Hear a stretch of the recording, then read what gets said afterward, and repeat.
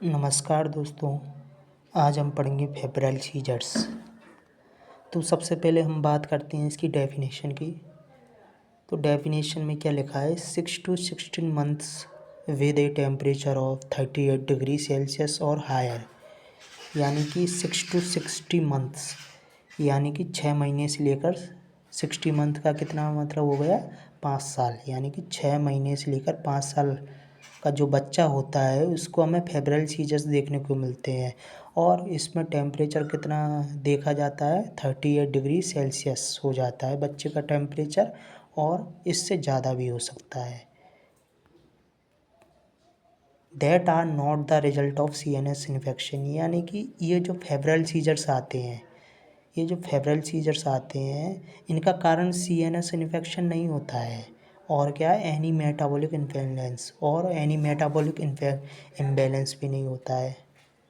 ठीक है, तो ये किसके दौरान आते हैं, ये फीवर के दौरान आते हैं। जब बॉडी का टेम्परेचर हाई हो जाता है तो तब हमें ये सीजर्स देखने को मिलते हैं।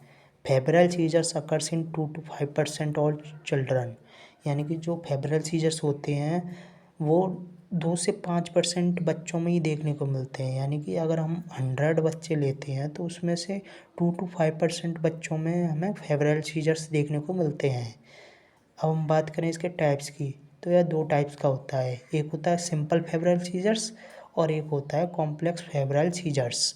अब हम बात करें सिंपल फेब्राइल सीजर्स की, तो हम इसे GTCS भी बोलते हैं, यानी कि जनरलाइज्ड टॉनिक-क्लॉनिक सीजर्स। यानी कि इसमें 2 टाइप के सीजर्स हमें देखने को मिलते हैं, पहला टॉनिक, दूसरा है क्लॉनिक।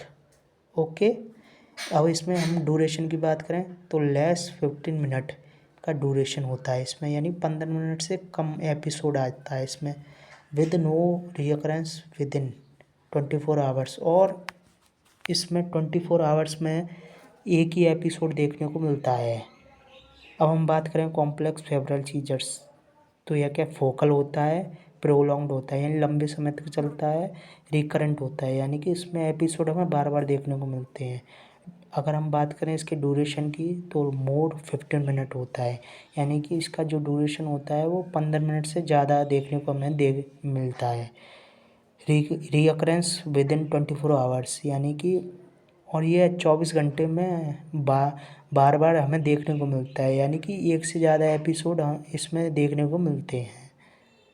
अगर हम बात करें इसके ट्रीटमेंट की, तो एक होता है होम पर, यानी कि घर पर, और एक होता है इन हॉस्पिटल, यानी कि हॉस्पिटल में। अगर हम बात करें घर पर, तो हम घर पर क्या देते हैं बच्चों को, रेक्टल